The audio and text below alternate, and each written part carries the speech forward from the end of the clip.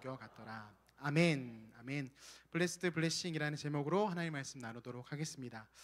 청년 사역을 하는 사역자로서 이런 청년들을 섬기는 그런 동역자들, 다른 목회자들과 교제를 나누는 시간들을 종종 갖습니다.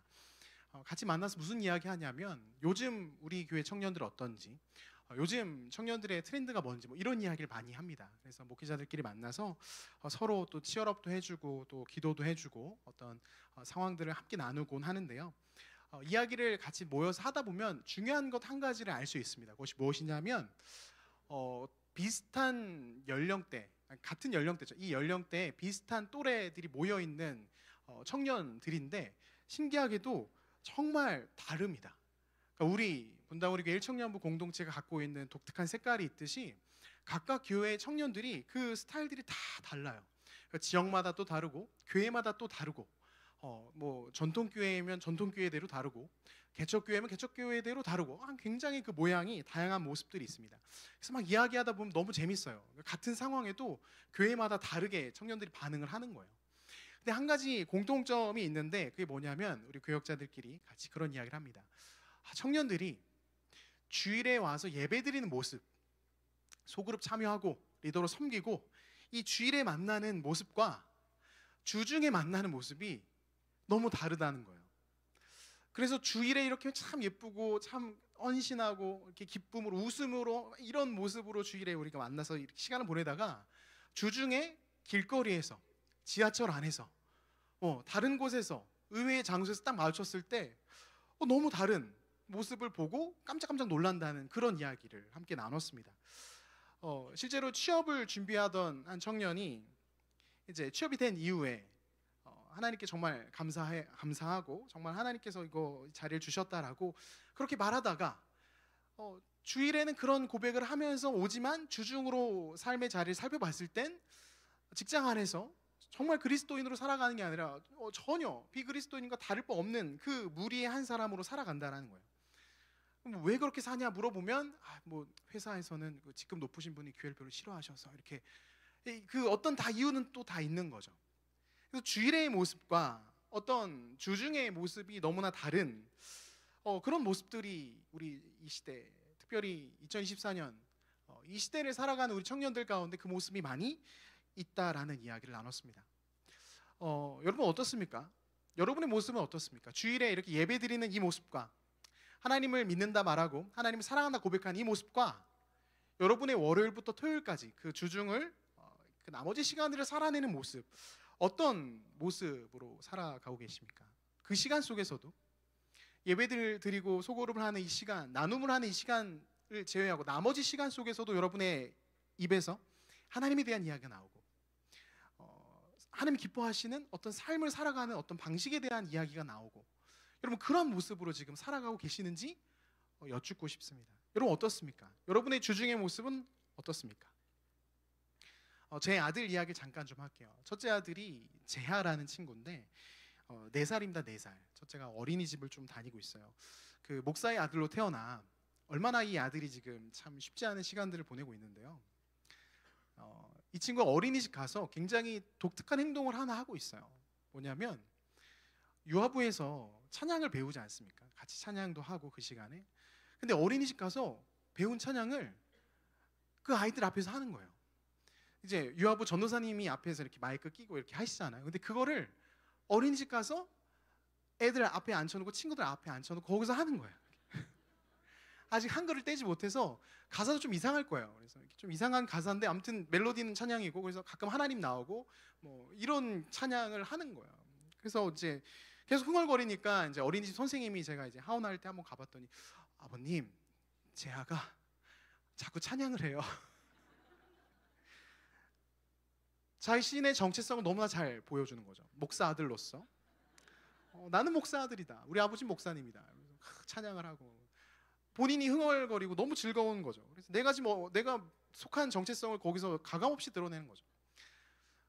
4살 아이를 이야기해서 죄송하지만 그런 것 같습니다. 우리는 내가 정말 사랑하고 내가 정말 기뻐하는 그 정체성, 그 속한 공동체의 모습을 내가 정말 사랑한다면, 내가 정말 기뻐한다면 말하게 되는 거예요. 내가 그 사람과 놀러 가서 맛있게 먹고 온 그게 너무 맛있으면 와서 이야기하는 거예요. 그거 너무 맛있었다. 그 장소 너무 좋았다. 그 시간 너무 기뻤다. 그 말을 나오게 되는 거. 그게 우리라는 것이죠. 그래서 여러분이 정말 그리스도인이고 하나님을 사랑하여 이 자리에 모여서 하나님을 사랑하는 마음으로 예배를 드리고 있다면 그 사랑하는 마음, 그 나의 정체성, 내가 속한 나의 신분이 여러분의 나머지 시간 가운데에서도 자연스럽게 드러나는 거죠. 자연스럽게. 뭔가 나의 신앙을, 나의 믿음을 동굴 속으로 이렇게 쓱 밀어 넣어놓고 주일에만 잠깐 슬쩍 꺼내서 맞아, 나 교회에 가야지, 나 교회 다니는 사람이지, 이러면서 나의 정체성을 가지고 이 자리에 오는 것이 아니라, 동굴 속에 그걸 밀어 넣는 게 아니라 그 모습으로, 정말 그리스도인다운 모습으로 우리가 살아가야 되는 겁니다. 숨어있지 말고요. 이 시간 우리가 앞뒤 좌우로 한번 이렇게 좀 축복하면서 인사를 나눴으면 좋겠는데요. 옆에 있는 지체들에게 이렇게 한번 인사해 봅시다. 숨어 계시지 마세요. 이렇게. 네, 숨어 계시지 마세요. 숨어 계시지 마세요. 네, 좋습니다. 네, 한 번 더 인사할게요. 제가 항상 설교하러 올라오면 여러분에게 어떻게 인사를 하죠? 샬롬이라고 외칩니다. 네, 그래서 옆에 있는 지체한테 이렇게 인사할게요. 평일에도 샬롬. 자, 인사합시다. 평일에도 샬롬. 좋습니다. 네, 평일에도 샬롬입니다. 여러분, 우리가 그렇게 살아가야 되는 이유가 이 앞에선 어떤 목사의 이야기 때문이 아닙니다. 성경이 우리에게 그것을 가르치고 있기 때문에 그래요. 예수님께서 승천하실 때 무엇을 말씀하셨어요? 열방을 향해 가서 모든 민족을 제자 삼아 모든 이들에게 너희가 믿고 알고 따라가는 이 복음을 드러내라 라고 이야기하신 거죠. 동굴 속에서만 복음을 믿고 살아가는 게 아니라 어디로요? 열방을 향해서 방문을 열고 우리의 그 경계를 뛰어넘어 나아가라라는 이야기를 하는 것이죠. 그렇게 해서 실제로 그 경계들을 뛰어넘어 여러분, 우리가 이 세상 곳곳에 나가서 정말 복음을 드러내고 복음을 말하는 사람으로 살아갈 때 어떻습니까? 이 세상의 악하고 부패하고 패역한 모든 모습들 속에서 우리가 그것들을 향하여 그것은 악입니다, 그것은 잘못됐습니다, 그렇게 해서는 안 됩니다 라고 말할 때 어떻게 되는 거예요? 신약 성경에서 하나님께서 이렇게 말씀하신 것처럼 너희는 세상에 무엇이다? 빛과 소금이다라는 그 말씀처럼 여러분이 그 경계를 뛰어넘어서 동굴 밖으로 뛰어나가서 여러분의 복음을 살아낼 때 여러분이 가는 이 세상 곳곳이 사실은 빛과 소금의 영향을 받는 것이죠. 그리고 여러분, 그 모습이 세상에서는, 그리고 성경에서는 그 모습이 바로 복의 모습이라고 이야기할 수 있는 거예요. 세상이 복을 받는 것이죠. 부패하고 타락해가는 그 지점에서 빛이 비추자 그 부패함이 물러가는 거죠. 맛을 잃어가는 그 자리에서 소금이 들어가자 어떻게 해요? 맛이 살아나는 거죠. 그 모습이 바로 어떤 것이라고요? 복을 누리는 거예요. 사랑하는 청년 여러분, 저와 여러분은요, 세상에서 말하는, 그리고 성경적인 표현이기도 한, 우리가 먼저 하나님께 은혜를 받은 자, 무엇이요? 복을 받은 자가 어떻게 해요? 세상으로 나아가서 실제로 그들에게 복이 되어주는 거예요. 복을 흘려보내주는 거죠. 그 역할을 저와 여러분이 해야 된다는 것이죠. 소망 없는 세상 가운데 복인 우리가 들어가서 그들에게 복을 흘려보내고 복이 되어주는, 그게 바로 그리스도인 저와 여러분의 정체성이라는 것입니다. 이 선언은, 이런 이야기는 성경 말씀에서 아주 명확하게 알려주고 계세요. 특별히 오늘 본문 어디죠? 창세기 12장에서 하나님께서 아브라함에게 그 이야기를 하신 거예요. 너는 복이 될지라, 복이 될지라. 이 이야기가 아브라함만의 이야기가 아니라 어떻게 해요? 저와 여러분에게도 마찬가지로 우리가 복이 돼서 그 자리에서 복으로서 그 역할을 감당해야 된다는 겁니다. 여러분, 오늘 본문 말씀의 제목이 블레스드 블레싱이에요. 복을 받아 복이 되는, 복을 받아 복으로 살아가는 하나님의 청년들, 저와 여러분을 꿈꾸며 오늘 말씀을 좀 나눴으면 좋겠는데요. 아브라함의 이야기는 우리가 잘 알고 있는 내용입니다. 아브라함이 창세기 12장 그때 당시의 모습을 좀 생각해 볼 때 아마 이렇게 좀 이야기할 수 있을 것 같아요. 우리가 흔히 알고 있는 그 4대 문명이 발현했던 그 메소포타미아 그 지역에서 아브라함은 살고 있었습니다. 그 지역이에요. 그 일대입니다. 근데 한번 생각해 보세요.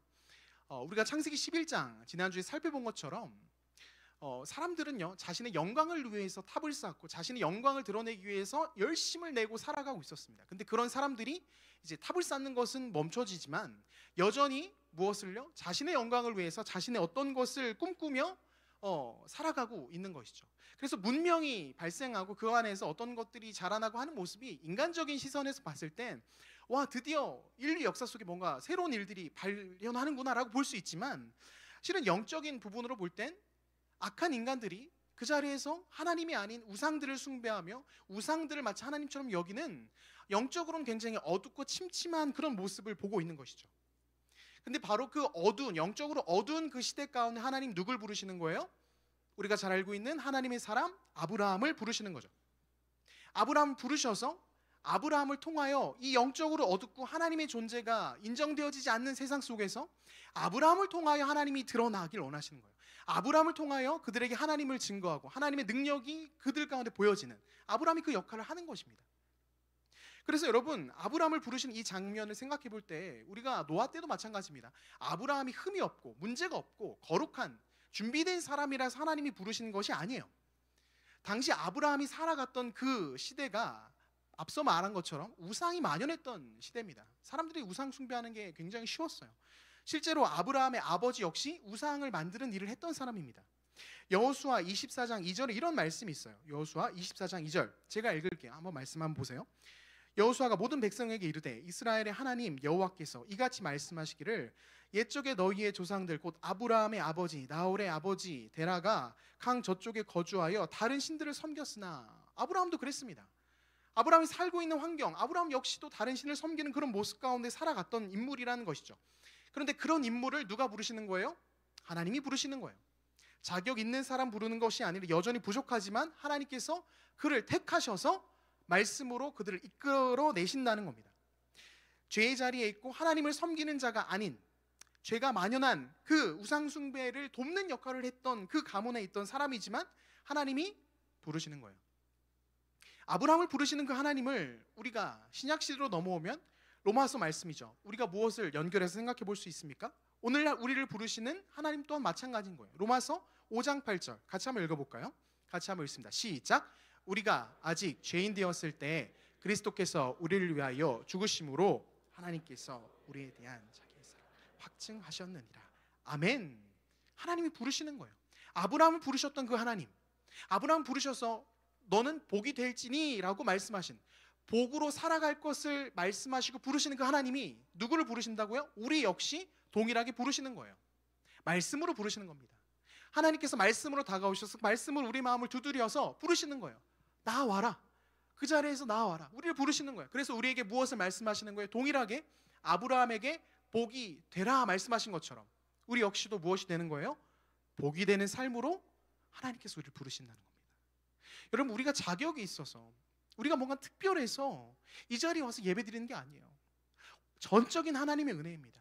전적인 하나님의 은혜이고, 하나님이 우리를 너무나 사랑하셔서 그 사랑을 가르쳐 주시고 그 사랑이 흠뻑 젖어 이 악하고 어두운 세상 속에서, 영적으로 어두운 세상 속에서 우리가 나아가 빛과 소금의 역할, 복이 되는 역할로 살아가라고 저와 여러분을 부르신다는 거예요. 여러분 믿으십니까?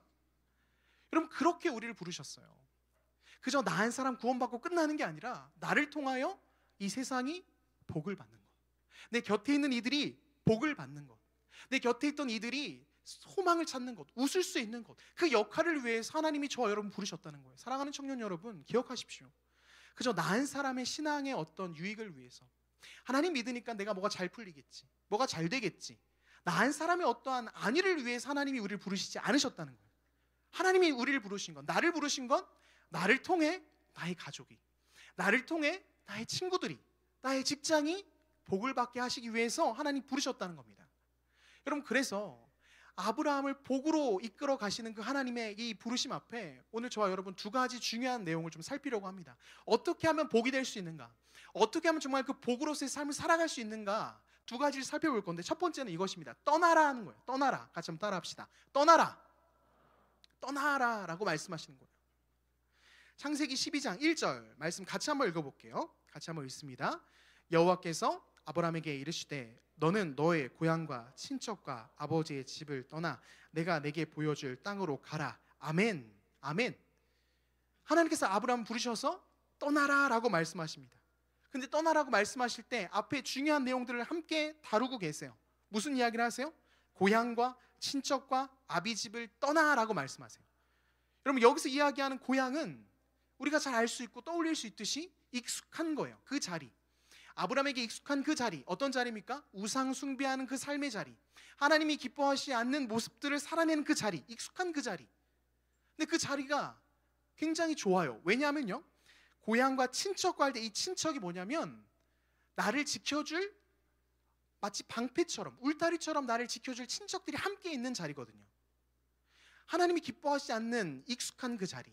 그런데 그 자리에 있으면 나를 지켜줄 사람들도 있어요. 문제가 없습니다.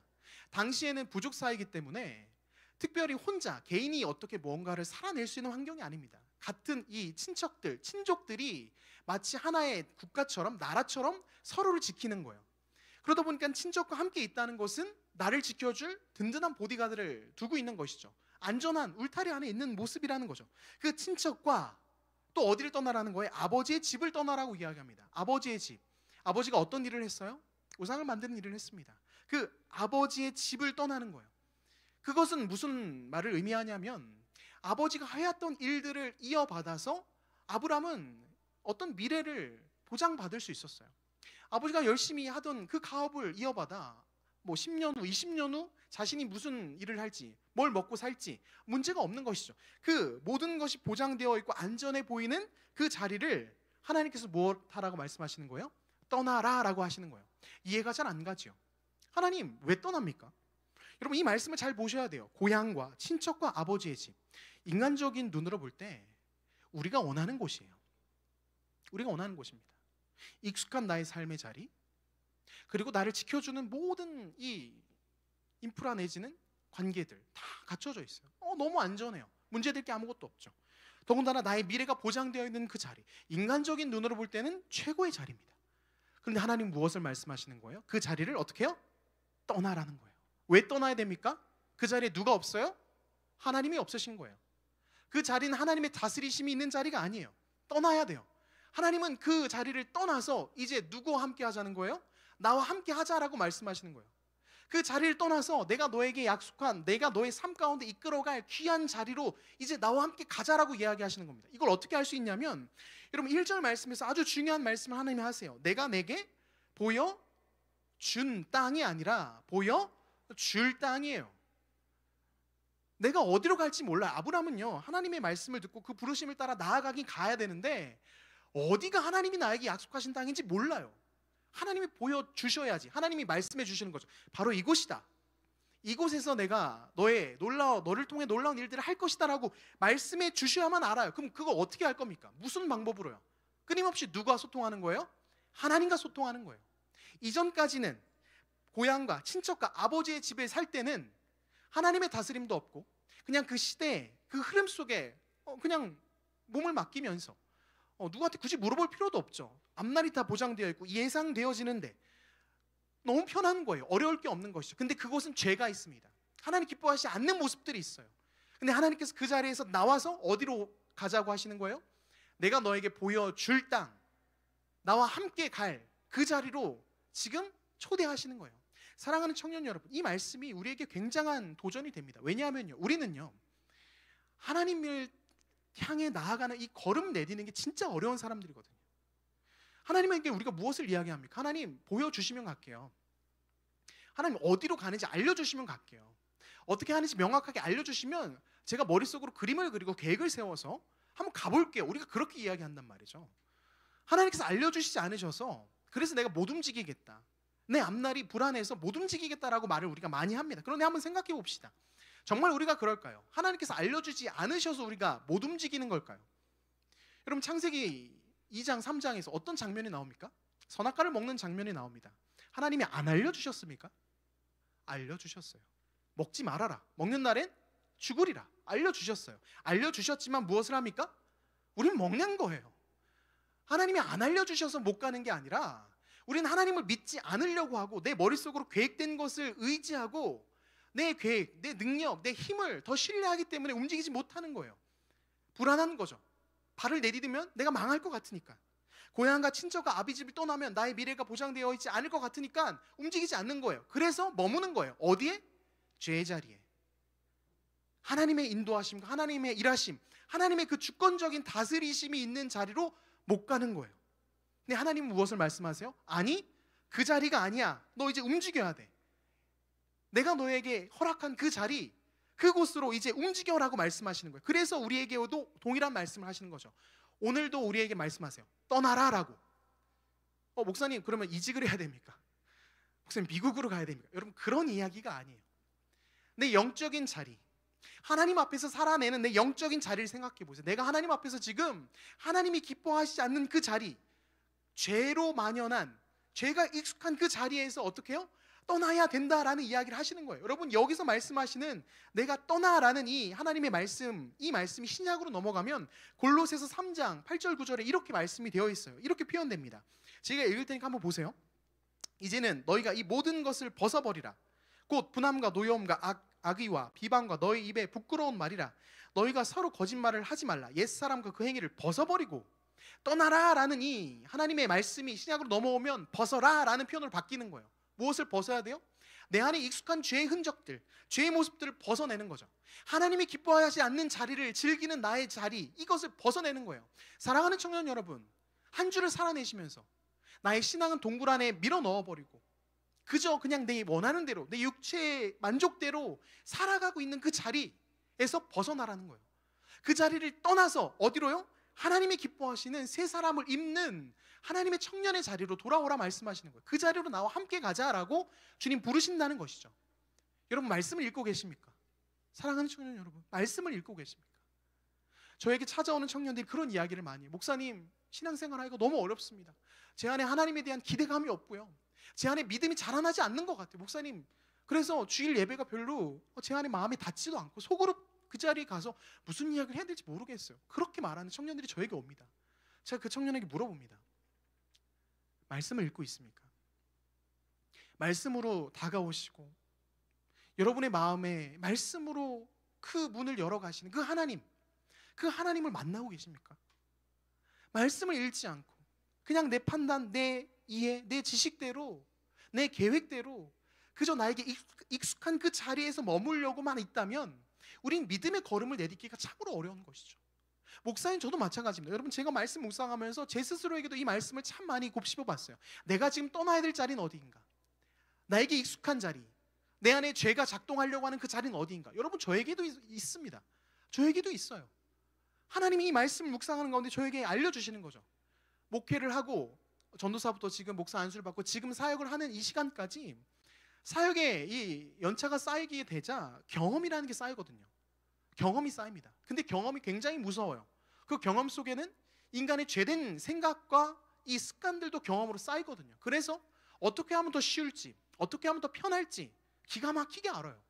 목회도 똑같습니다. 신방하는 거, 누구 만나는 거, 뭐 준비하는 거. 여러분 조금만 악한 생각, 내 죄된 습관대로 가면은 하나님이 기뻐하지 않는 자리에 빠지는 거 1도 아닌 거예요. 그래서 오늘 말씀이 저에게도 동일한 도전이 되고 찔림이 되는 거예요. 떠나라. 익숙한 그 자리에서 떠나라라고 말씀하시는 거죠. 사랑하는 청년 여러분, 말씀을 읽지 않는 그 자리에서 떠나야 됩니다. 기도하지 않는 그 자리에서 떠나서, 죄의 자리에서 떠나서 어디로 가야 돼요? 하나님의 말씀을 읽고 말씀으로 찾아오신 그분을 갈망하며 기도하는 그 자리로 여러분 나아가셔야 되는 거예요. 그 자리가 어디예요? 하나님께서 우리에게 허락해 주신 사명의 자리죠. 아브라함에게는 어떤 자리입니까? 가나안 땅, 그 약속의 땅입니다. 그곳으로 하나님께서 우리를 보내시는 거예요. 그곳까지 나와 함께 가서 그곳에서 내가 너를 통해 일할 놀라운 것들을 꿈꾸고 기대하고 나아가라라고 말씀하시는 거예요. 그래서 우리가 어떻게 해요? 첫 번째, 떠나야 되는 거예요. 목사님 저는 떠날 자리가 없습니다. 죄송합니다. 우리 모두 다 하나님 앞에서 떠나야 될 자리가 있어요. 익숙한 자리, 미래가 예상되는 자리. 그래서 나의 미래가 예견되기 때문에 굳이 내가 이 자리에서 이렇게 말하지 않고 이렇게 판단하지 않고 그냥 조금 더 타협하고 조금 더 계산하면서 인간적으로 내가 만족을 누릴 수 있을 거라고 생각하는 그 자리. 그런데 그 자리 가운데 하나님이 계시지 않는다면, 하나님이 원하시는 자리가 아니라면 어떻게 해요? 떠나야 되는 거예요. 우상 숭배가 만연한 그 자리에서 하나님이 아브라함 부르셔서 떠나라 말씀하셨듯 오늘날 우리 역시 내 안에 우상 공장이 지어지고 있는 이 자리에서 떠나는 거죠. 하나님 원하시는 자리로 자꾸 나의 영혼을 옮겨가야 된다라는 거예요. 여러분 그렇게 아브라함이 걸음을 뛰어 나아갔습니다. 그렇게 떠나서 한 걸음 한 걸음 나아가요. 여러분 그 한 걸음 한 걸음 나아갈 때 여러분 제가 위로의 말씀을 드리면 그 걸음이 결코 쉽지 않습니다. 그 걸음이 그 익숙한 죄의 자리를 벗어나서 믿음으로 한 걸음 한 걸음 내딛는 게 정말 쉽지 않아요. 그래서 여러분이 지금 이미 그 걸음을 걷고 계신 분이 있다면, 그래서 너무 힘드시다면 위로와 격려의 말씀 드릴게요. 어렵습니다. 믿음으로 걷는 것, 믿음으로 하나님과 한 걸음 한 걸음 나아가는 것 정말 어렵습니다. 정말 어려워요. 아브라함이 그 모습을 아주 잘 보여주고 있어요. 오늘 본문에서 5절부터 6절, 7절 한번, 5절부터 6절까지 한번 말씀 보도록 할게요. 자, 5절, 6절 같이 한번 읽어봅시다. 5절 시작. 아브라함이 그의 아내 사레와 조카 롯과 하란에서 모은 모든 소유와 얻은 사람들을 이끌고 가나안 땅으로 가려고 떠나서 마침내 가나안 땅에 들어갔더라. 아브라함이 그 땅을 지나 가나안 사람이 그 땅에 거주하였더라. 아멘. 자, 보세요. 아브라함이 드디어 약속의 땅, 하나님께서 보여줄 그 땅으로 지금 들어왔습니다. 자, 5절 말씀 후반부에 보면은 마침내라는 표현을 쓰고 있어요. 마침내 가나안 땅에 들어갔더라. 그 여정이 참 쉽지 않았을 거예요. 정말 어려웠을 거예요. 근데 드디어 왔어요. 약속의 땅에 도착했습니다. 하나님께서 보여주실 그 땅, 그 사명의 자리. 여러분, 그럼 한번 생각해 봅시다. 그 사명의 자리에 뭐가 기다리고 있어야 될까요? 우리 생각으로는 레드카펫이 깔려 있고, 그 아브라함을 격려하고 환영하고 축복하고, 드디어 왔구나, 드디어 하나님을 믿고 믿음으로 여기까지 왔구나, 막 환영해주는 그 인파가 기다리고 있을 것처럼 우린 생각할 수 있지만 현실은 어떻습니까? 지금 보세요. 마침내 가나안 땅에 들어갔는데 6절 보세요. 아브라함이 그 땅을 지나 세겜 땅 모래 상수리 나무에 이르니 그때 가나안 사람이 그 땅에 거주하였더라. 가봤더니, 땅을 주신다고 해서 그 땅에 도착해서 가봤더니 그 땅에 누가 있어요? 가나안 사람들이 있어요. 하나님, 이거 뭔가 잘못된 것 같은데요. 분명 땅을 주시기로 하셨고, 그래서 여기까지 왔는데 이 땅에는 이미 가나안 사람들이 거주하고 있고, 그리고 여기서 이야기하는 모래 상수리 나무라는 것은 이 땅은 이미 하나님을 예배하는 사람들이 있는 것이 아니라 우상 숭배가 만연한, 여기에서 이야기하는 모래 상수리 나무는 우상을 숭배했던 아주 유명한 지역을 뜻해요. 아브라함이 본 거죠. 내가 살던 그 지역 하란에서도 우상 숭배가 만연했고, 그래서 떠나서 여기까지 왔는데 와서 보니까 뭐가 있어요? 모양만 다를 뿐 똑같이 우상들이 만연하고, 하나님께서 약속된 땅을 꿈꿔서 왔는데 이 땅은 주인이 이미 있어요. 여러분, 안타깝지만 이게 그 믿음으로 걸음을 걷는 사람들이 마주하는 현실이에요. 절망이죠. 뭔가 잘못된 것 같죠. 이거 아닌 것 같은데요. 하나님, 믿음으로 고향과 친척과 아비 집을 떠나서 왔는데 하나님, 이건 뭡니까? 이거 아니잖아요 라고 생각할 그때 7절 하나님 무엇을 하십니까? 7절 같이 읽습니다. 시작. 여호와께서 아브라함에게 나타나 이르시되 내가 이 땅을 내 자손에게 주리라 하신지라. 자기에게 나타나신 여호와께 그가 그곳에서 제단을 쌓고. 아멘. 그때 하나님이 무엇을 하세요? 그 흔들리는 아브라함을 향하여 무엇을 말씀하십니까? 나타나셔서 다시 한번 말씀으로 깨닫게 해주시죠. 아니야, 너의 눈으로 보기엔 이 사명의 자리, 이 약속된 땅이 네 것이 아닌 것 같고, 내 언약이, 내 약속이 잘못된 것 같지만 아니야, 나는 신실하게 그 약속을 이룰 거야. 그래서 이 땅을 네 자손에게 줄 것이고, 내가 여전히 우상 숭배하는 그 우상의 나무가 있고 그런 모습들이 만연하지만 여전히 이곳에서 내가 하나님이야 라고 아브라함에게 알려주시는 거예요. 사랑하는 청년 여러분, 믿음의 걸음을 걷는 여정이 어렵습니다. 그래서 두 번째로 우리가 기억해야 될 아브라함이 보여준 아주 중요한 한 가지 모습이 무엇이냐면 바로 예배를 드리는 거예요. 아브라함이 지금 7절 후반부에 무엇을 합니까? 하나님 그렇게 말씀하시자 자기에게 나타나신 여호와께 그가 그곳에서 제단을 쌓고 라고 이야기하고 있어요. 그래서 그곳에서 제단을 쌓고, 내 인간적인 눈으로 볼 때는 잘못 온 것 같고 하나님이 뭔가 오류가 있으신 것 같고 내 인생이 꼬여 보이고 하나님이 다스리는 곳이 아닌 것 같으나 하나님의 말씀이 다시 한번 그에게 임하고, 하나님이 내가 너와 함께 할 것이고 내가 널 이끌어 여기까지 왔어, 걱정하지 마 라고 할 때 그 하나님을 향하여 아브라함이 무엇을 하는 거예요? 제단을 쌓고 그 하나님을 인정하며 그곳에서 예배를 드리는 거예요. 사랑하는 청년 여러분, 그래서 우리의 삶의 자리가, 모든 삶의 자리, 그 사명의 모든 자리가 무엇이 돼야 됩니까? 예배의 자리가 돼야 되는 거예요. 여러분의 관계의 자리, 직장에서의 자리, 무엇을 준비하고 있는 그 준비의 자리, 모든 자리가 인간의 눈으로 볼 땐 하나님, 제가 믿음으로 여기까지 왔는데 뭔가 막히고 뭔가 꼬이고 이 땅에 이미 주인이 있는 것 같아요. 하나님, 이미 우상들이 만연해요. 어떡합니까? 하지만 그때 여전히 하나님 무엇을 하세요? 여러분에게 말씀하시는 거죠. 여호와께서 아브라함에게 나타나 이르시되, 7절에서 말씀하시는 7절 말씀 다시 한번 띄워주실래요? 여호와께서 아브라함에게 나타나 이르시되, 보세요. 이르시되까지 한번 보세요. 이 이르시되가 어디서도 처음 등장했습니까? 12장 1절 여호와께서 아브라함에게 이르시되, 무엇이에요? 하나님은 여전히 말씀으로 아브라함을 이끌어가고 계시는 거예요. 그 자리가 아브라함 눈에 볼 때는 아닌 것 같고 뭔가 잘못된 것처럼 보이지만 아니요, 하나님께서는 그 약속을 신실하게 이루실 것이고 아브라함과 함께하고 계세요. 그 자리의 주인은 누구예요? 하나님이신 거예요. 그래서 우리가 무엇을 해야 돼요? 예배를 드리는 거예요. 하나님께 제단을 쌓는 것이죠. 제단을 쌓는 것뿐만 아니라 아브라함이 무엇을 합니까? 8절 거기서 베델 동쪽 산으로 옮겨 장막을 치니 서쪽은 베델이요 동쪽은 아이라. 그가 그곳에서 여호와께 제단을 쌓고 여호와의 이름을 부르더니, 아브라함이 어떻게 합니까? 이동하는 곳마다 뭐예요? 제단을 쌓는 거예요. 하나님 맞습니다. 제가 있는 이곳이 하나님이 다스리신 곳이죠. 지금 하나님과 함께 내가 이 걸음을 나아가고 있는 것이죠. 제단을 쌓고 무엇을 합니까? 여호와의 이름을 부르더니. 우상의 이름을 부르는 게 아니라, 가나안의 신들의 이름 부르는 것이 아니라 하나님의 이름을 부르는 거예요. 하나님의 다스리심을 인정하고 하나님께 영광을 올려드리며, 하나님 제가 여기 있습니다.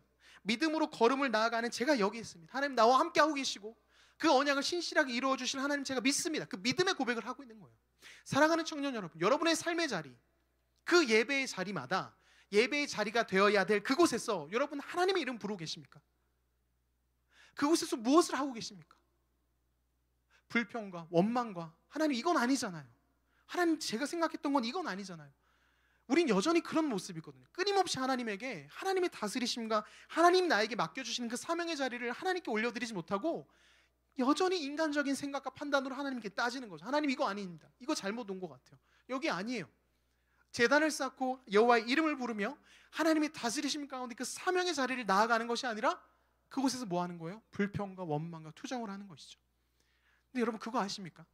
이렇게 하나님께서 아브라함을 블레스드, 복을 주셔서 이끌어내셔서 아브라함이 복이 되어, 앞으로 창세기 말씀을 여러분 집에서 쭉 읽어보시면 아시겠지만 아브라함을 통하여 놀라운 일들을 하나님이 행하기 시작하십니다. 하나님을 모르는 이방 사람들에게 하나님을 나타내고요, 하나님을 모르는 그들에게 하나님의 영광을 고백하게끔 하십니다. 누굴 통해서요? 아브라함을 통해서. 더 이어져서 시간이 흘러가서 아브라함의 자손들 누굽니까? 이스라엘 민족을 통하여 하나님 무엇을 하세요? 하나님을 드러내시는 거예요. 출애굽기 장면에서, 출애굽을 하는 그 장면에서 무슨 일이 일어납니까? 애굽의 많은 신들을 다 하나하나 격파하시거든요. 그 격파를 통해서 하나님 무엇을 나타내시는 거예요? 내가 진정한 신이다. 내가 진정한 전능한 통치자다. 그거 보여주시는 거예요. 그래서 복을 그들에게 알려주는 거예요. 진정한 복은 하나님이시다. 진정한 복은 너의 삶 가운데 하나님을 받아들이고 그 하나님과 믿음의 걸음을 걷는 것이 너에게 진정한 복이다라고 알려주는 거예요. 훗날 더 시간이 지나서 아브라함의 후손 가운데 누가 오십니까? 예수 그리스도가 오시죠. 그 예수 그리스도로 말미암아 우리는 무슨 복을 누려요? 믿음으로 아브라함의 후손이 되어 하나님께 나아갈 수 있는 그 복을 누리는 거예요. 그 복을 누려서 우리가 이곳에서 이렇게 예배를 드릴 수 있는 것이죠. 여러분 느껴지십니까? 복을 받아 복이 되어 그 삶을 살아갔던 아브라함, 마찬가지로 저 여러분도 어떻다고요? 자격 없고 여전히 죄 가운데 허우적거리는 인생들이지만 하나님이 우리를 말씀으로 부르셔서 어디로 가라고 하시는 거예요? 내가 너와 함께할 그 자리로 떠나라 라고 말씀하시는 거예요. 그 죄된 자리에서 벗어나 내가 너에게 맡겨준 그 자리, 사명의 자리로 떠나라 라고 말씀하시고, 아브라함이 했던 것처럼 그 자리에서 무엇을 원하시는 거예요? 제단을 쌓고 여호와의 이름을 부르는 예배자로 살아갈 것을 주님 원하신다는 겁니다. 사랑하는 청년 여러분, 떠나십시오. 잘못된 곳에서 떠나십시오. 죄악의 유혹의 자리에서 떠나십시오. 하나님을 거역하는 말들을 하는 사람들의 무리에서 떠나십시오. 악한 말을 하고 음행을 말하는 사람들 사이에서 떠나셔야만 합니다. 떠나셔야 되고요, 여러분이 자리를 놓고 여러분은 그 시간, 그 순간, 그 자리를 놓고 제단을 쌓아 기도하시고 예배 드리셔야 돼요. 하나님, 나의 삶의 이 자리가 하나님의 다스림 가운데 있음을 제가 믿습니다. 주님 홀로 영광 받아주시고 이곳에서 하나님의 일을 나를 통하여 이루어 주시옵소서. 여러분 이 고백으로 예배를 드려야 되는 거세요. 제단을 쌓으십시오. 여호와의 이름을 부르시고 여러분의 언어 가운데 하나님이 기뻐하시지 않는 언어를 지금 사용하고 있다면 그 말을 멈추시고 여호와의 이름 부르시는 거예요. 여러분 소그룹의 자리, 여러분 그것도 하나님이 우리에게 맡겨주신 사명의 자리입니다. 그곳에서 무엇을 해야 되겠습니까? 하나님의 놀라운 일들을 나누는 거예요. 더 사랑하고요, 더 섬기고요, 더 긍휼히 여기고요, 우리 리더들을 더 섬기고 더 사랑하고, 리더들은 우리 조원들을 더 섬기고 사랑하고, 하나님께서 맡겨주신 그 자리로 우리가 나아가야만 한다는 것입니다. 사랑하는 청년 여러분, 말씀을 맺도록 할게요. 저와 여러분의 삶이, 저와 여러분의 신앙이 동굴 속에 나의 신앙을 묻혀놓는, 그래서 내가 필요할 때만 그거 가지고 와서 하나님께 나와 기도하는 그런 연약한 신앙이 아니라 정말 주님이 원하시는 그 복이 되는 삶을 꿈꾸시길 원합니다. 아멘이십니까? 정말 여러분이 그 축복의 통로가 되셨으면 좋겠어요. 가는 곳곳마다 여러분을 인정하고 여러분을 통해서 하나님을 사람들이 만나는 거죠. 하나님 보는 거예요. 그래서 하나님을 찬양하는 거죠. 여러분을 통하여 하나님 영광 받으시는 거예요. 그 복이 되는 그 삶을 여러분 꿈꾸시길 원합니다. 그리고 그러하기 위해서, 그 복이 되기 위해서 무엇을 해야 됩니까?